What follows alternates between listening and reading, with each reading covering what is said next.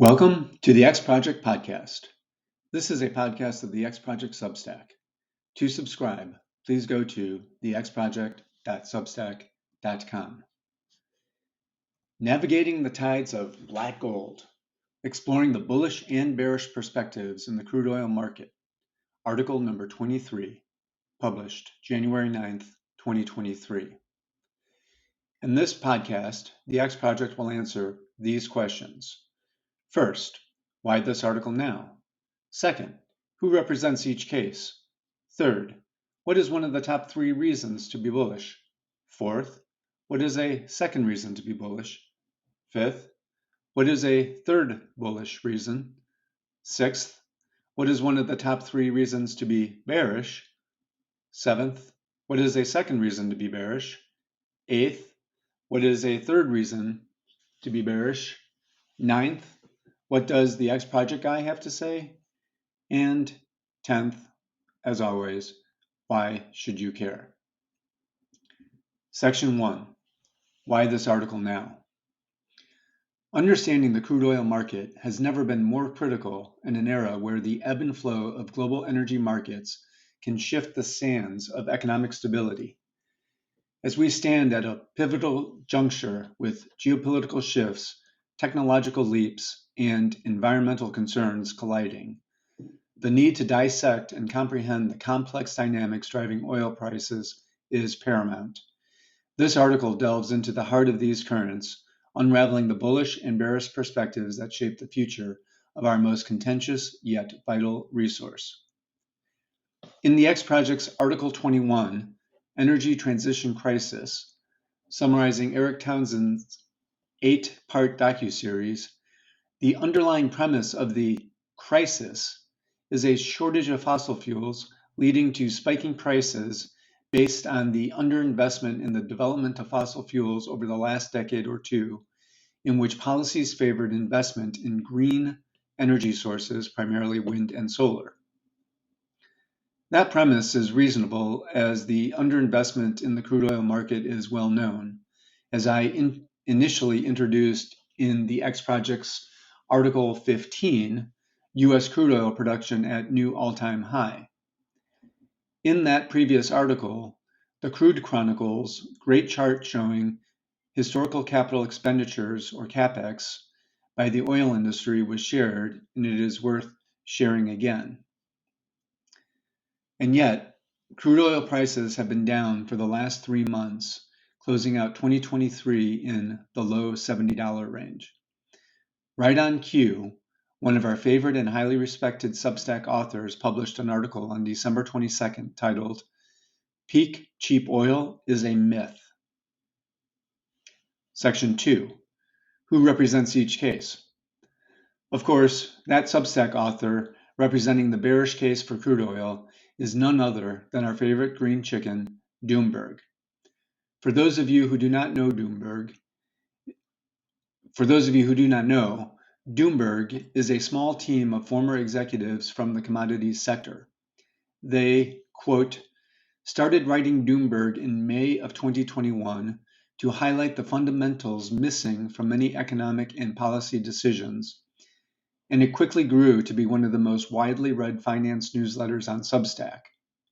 The content is born out of their team's deep experience in heavy industry, private equity, and the hard sciences.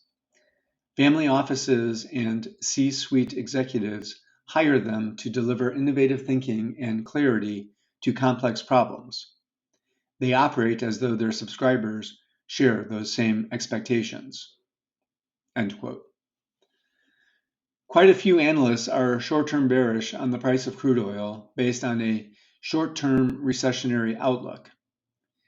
Doomberg's position on the longer-term bearish case for crude oil is unique and somewhat contrarian, as I am unaware of anyone else sharing the same views. Doomberg recently appeared on Adam Taggart's Thoughtful Money YouTube channel. In that interview, Doomberg acknowledged that oil prices are highly inelastic and that we are always one geopolitical disaster away from a huge spike in oil prices. He also clarified that his team's longer-term view is that in 50 years, we will produce far more oil than we are producing today at affordable prices. Lastly, affordable prices mean roughly the same price of oil in gold, not dollars, since oil can and probably will go up in the price in dollars due to the dollar's continuing loss of value. As for the bullish case for oil, there are seemingly a lot more analysts subscribing to that view, and for this article, we turn again to Lee Goring and Adam Rosenwag, managing partners of their natural resource investment firm, Goring and Rosenwag. Quote, Mr. Goring has 32 years of investment experience specializing in natural resource investments. From 2005 until the end of 2015, Mr. Goring was the portfolio manager of Chilton Global Natural Resources Fund. This dedicated natural resources focused hedge fund grew to over $5 billion of assets under management at its peak. Prior to joining Chilton Investment Company, Mr. Goring served as the manager of the Prudential Jenison family of natural resource funds between 1991 and 2005. These funds accumulated over $3 billion of assets under management at their peak. Mr. Goring started working on Wall Street in 1982 in the trust department of the Bank of New York. End quote.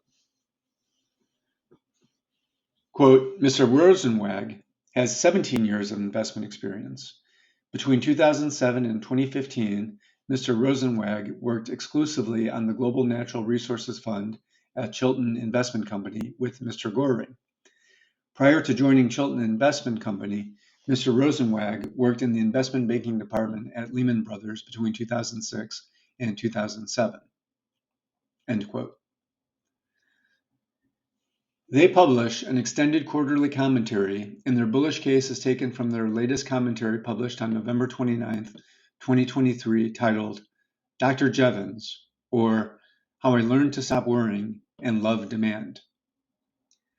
In it, they acknowledge the shorter-term bearish case for oil on fears of a looming recession, for which they are not concerned.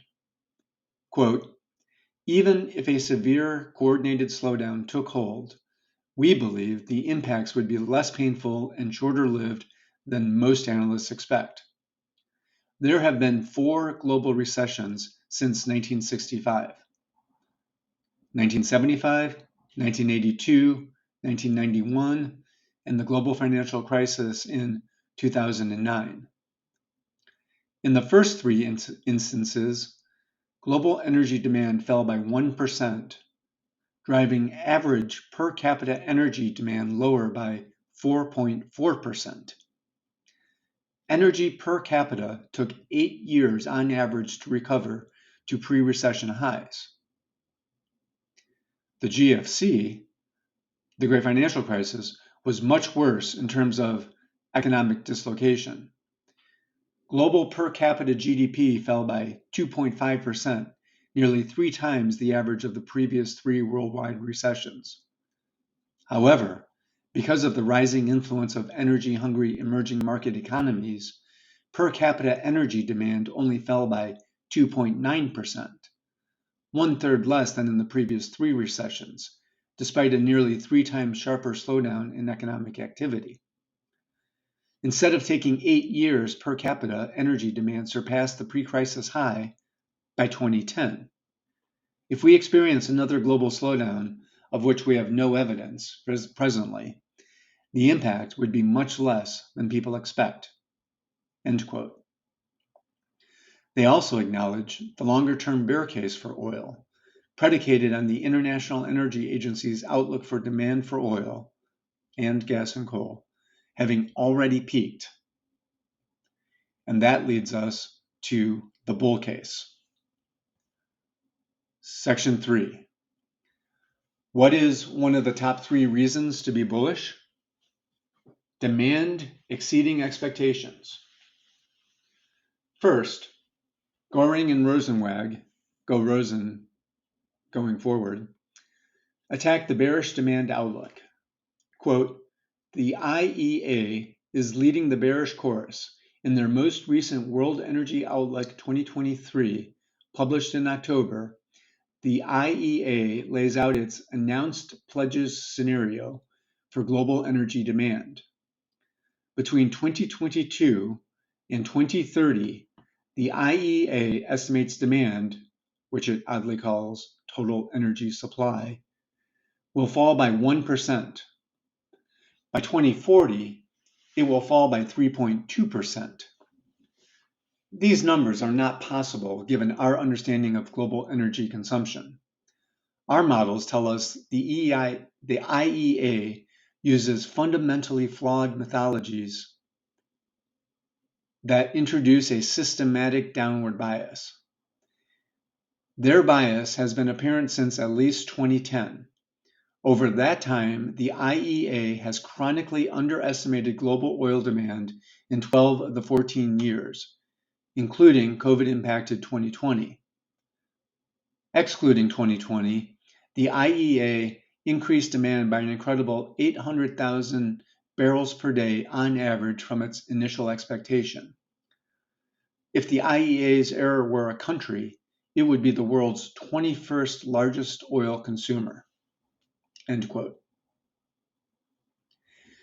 In dissecting where Go Rosen believes IEA's methodology is flawed, they end up with a completely different conclusion. Using the IEA's methodology between now and 2040, global energy demand is projected to fall by 3%, with real GDP per capita growing by 40%, demand per GDP somehow falling by 40%, and population growing by 15%, end quote. Go Rosen states, quote, "Our demand models are fundamentally different. We believe economic development drives energy demand, and our models capture that relationship explicitly. The result is our S-curve demand model, where we plot per capita energy demand against real GDP. When an economy is very poor, it consumes little energy. Any growth goes towards subsistence. As it reaches middle income, its energy demand grows materially. Final energy demand begins to flatten at 20,000 of real capita GDP." End quote.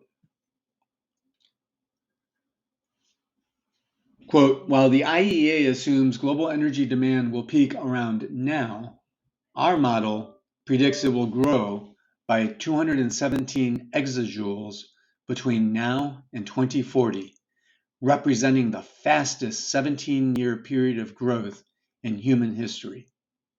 End quote. Section 4. What is a second reason to be bullish? A structural deficit. Quote, "When the realization dawns that oil and gas demand is not in free fall, investors will be forced to confront how little the industry has invested to offset declines. According to our modeling, global oil markets have already fallen into a structural deficit, masked by massive releases from government-controlled strategic stockpiles." End quote. They go on to state, quote, "Crude demand exceeded production as early as 2021. However, massive releases from government strategic reserves masked the deficit throughout 2022 and the first half of 2023. Over that period, global strategic petroleum reserves released nearly 300 million barrels, equating to a massive 500,000 barrels per day, the most significant release in history. The U.S. stopped releasing its strategic petroleum reserve in the last week of June, and oil rallied from $67 to $90 per barrel. Although it has recently pulled back to $75, we believe it is a temporary correction in an otherwise strong bull market." End quote.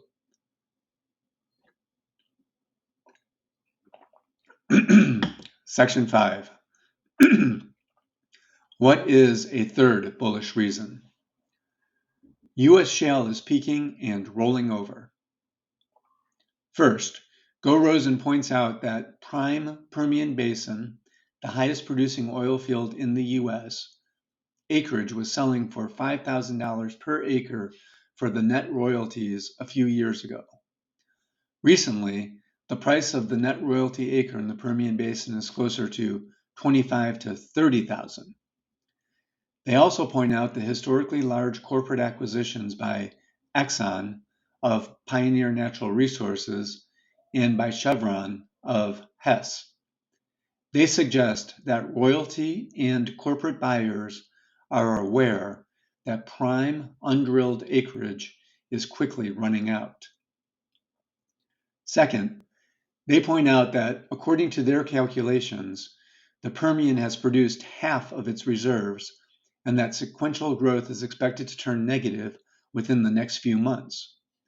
Quote, with a growing degree of confidence, we expect 2024 will be the peak in Permian production. Over the last 15 years, the U.S. shales have represented all non-OPEC growth. In the previous 5 years, the Permian has dominated U.S. shales. If correct, we are entering an unprecedented period of tightness in global oil markets. End quote. The third point worth mentioning as it relates to Doomberg's position, which we'll get to next, is that the productivity surge per well seen between 2015 and 2017 was not driven by advances in drilling and completion techniques, but rather by where companies were drilling wells. In other words, the industry was not upgrading its Tier 2 sites into Tier 1, but rather hollowing out its best Tier 1 sites. Section 6. What is one of the top 3 reasons to be bearish? Technological advancements and efficiency gains. Disagreeing with Go Rosen's last point above, Doomberg's article emphasizes the significant technological progress made in the oil and gas sector, which is often perceived as technologically stagnant. Innovations in drilling techniques, fracking methods, and well development have made oil extraction more efficient and cost-effective. For example, advancements in electric pump technology and the use of high-tech underground equipment have increased crude extraction efficiency. These technological improvements have continuously transformed resources previously deemed too expensive or challenging to exploit into economically viable reserves. Section 7. What is a second reason to be bearish? Political, regulatory, and geopolitical factors and dynamics. Doomberg discusses how political and regulatory decisions significantly impact the cost of oil production. In many Western countries, elevated costs are often the result of political choices, such as stringent permitting requirements, high litigation costs from lawsuits, and regulatory uncertainties that deter investment. The article suggests that these political factors are mutable and can change more swiftly than geological constraints, implying that a shift in political and regulatory landscapes could reduce the costs associated with oil production. In Doomberg's next article on December 29, 2023, The New World's Oil, When It Comes to Energy, a United Western Hemisphere Could Neutralize the Middle East, he points out that the Western Hemisphere, including North America and Latin America, has immense untapped oil potential, largely due to political constraints rather than geological limitations. As it stands, the Western Hemisphere is already producing more than the Middle East at 31.7 million barrels per day for the Western Hemisphere versus 30.7 million barrels per day for the Middle East. Doomberg does state, quote, with Venezuela acting in the interests of the OPEC cartel, of which it is a founding member, and Brazil's stated desire to join it, the prospects of a meaningful alliance on energy between Latin America and the US seem as dim as ever. But that doesn't mean such a worthy objective should be dismissed. Combining the technical prowess of the major Western oil companies with the huge swaths of undeveloped hydrocarbons south of the equator represents a generational opportunity for wealth creation and strategic advancement for all parties. End quote. Political changes or policy shifts in these regions could unlock significant additional oil supplies, contributing to the global abundance. Section 8. What is a third bearish reason? Redefining oil and broadening sources. Going back to Doomberg's Peak Cheap Oil is a Myth article, Doomberg states, quote, technology and politics aside, alarmists also hold on to a definition of the commodity that is too narrow. There are hundreds of grades of oil trading hands around the world each day, and as refineries become more flexible in their ability to switch between them, the very definition of oil is undergoing a semantic shift. In our view, analysts would do well to adopt our preferred characterization of the stuff. Oil is any hydrocarbon that finds its way into a refinery. Take natural gas liquids, or NGLs, a mixture of ethane, propane, butanes, pentanes, and other light hydrocarbons that are co-produced alongside oil and natural gas in huge volumes in the shale patch. As our friend Rory Johnston, author of the excellent Substack Commodity Context, described to us in a private correspondence, US NGL volumes alone would make it the second largest producer in OPEC. Because it carries a different moniker than traditional oil and is not included in the official crude production statistics, the glut of NGLs produced is often overlooked, as are the vast global energy resources now theoretically unlocked by these developments. End quote. And the article shows a chart of US NGL production showing that production grew from a low of approximately 2 million barrels per day in 2009 to nearly 7 million barrels a day today. The article argues that this broader understanding of oil, coupled with the large-scale infrastructure developed for NGLs, contributes to a more abundant and diverse supply of oil resources, countering the notion of dwindling cheap oil supplies. Section 9. What does the X-Project guy have to say? There are three things. First, there is a third, more neutral case for oil. I first introduced Luke Roman in Article 6, Fiscal Dominance, as a major influencer of the X-Project. I also mentioned in Article 15, U.S. crude oil production at new all-time high, that he believes we are past peak cheap oil. In his latest Tree Rings report, Luke suggests that oil will trade in a range this year between $60 and $90, because if prices fall lower than $60, then U.S. shale starts shutting down, reducing supply. If oil trades above $90, the U.S. Treasury market starts to become dysfunctional as oil importing countries need to sell assets to raise the U.S. dollars to buy oil. Therefore, he believes the U.S. government and the Fed will do whatever it takes to keep oil below that level. Secondly, All three arguments are compelling, and all can be correct. As for the difference in opinion between Go Rosen and Doomberg, it really comes down to whether demand outpaces supply or vice versa. Go Rosen's article talks about Dr. Jevons, known for the Jevons paradox. Improved efficiency increases consumption. The corollary to the paradox that Go Rosen points out is this: only high prices reduce demand. And I don't think Doomberg would disagree in dollar terms, as he stated in the interview that the price in dollars is expected to be an upward sloping sine wave with bull and bear markets.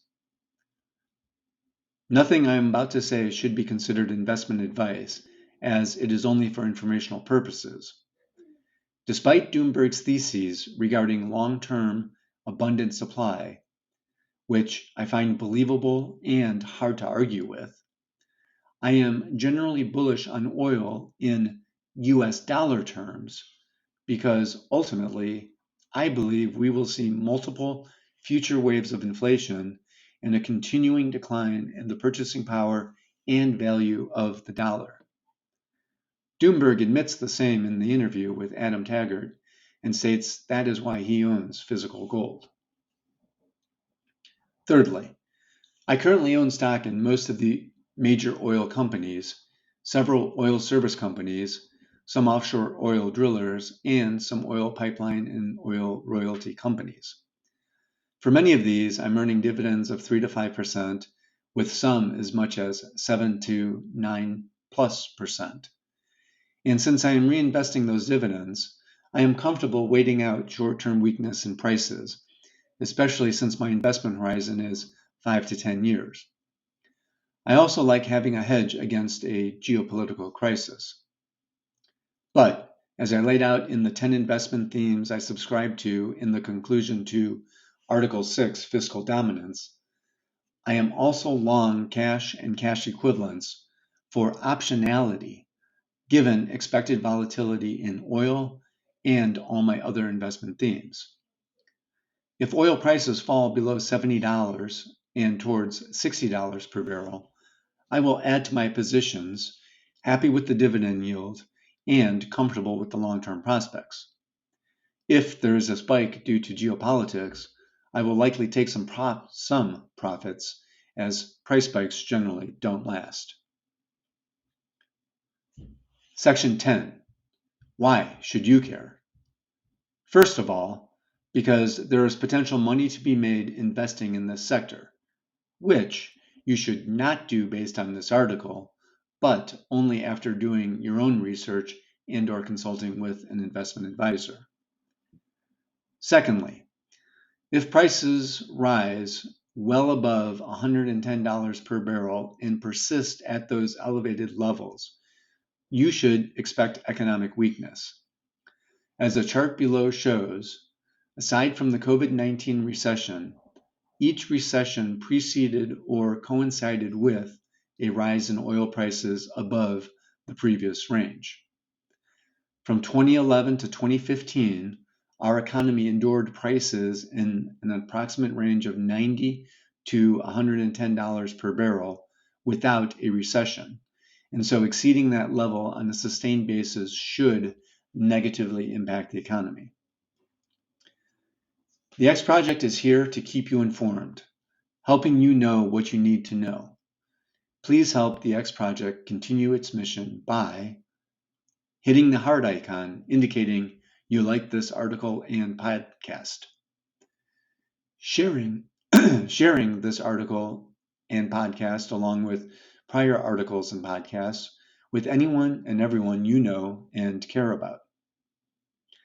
Considering a paid subscription, the paywall will go up starting with the next article, restricting each new article's final sections to paid subscribers only.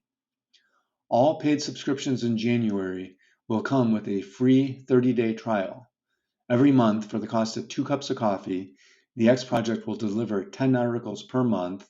That's $1 per article, helping you know in 1 to 2 hours of your time per month what you need to know about our changing world at the intersection of commodities, demographics, economics, energy, geopolitics, government debt and deficits, interest rates, markets, and money. Being generous and aggressive in referring friends. Click the link to see the rewards where you can earn free paid subscriptions, as well as the link to use for making referrals. Thank you. This concludes the X Project's podcast number 23. Please subscribe to the X Project Substack at thexproject.substack.com.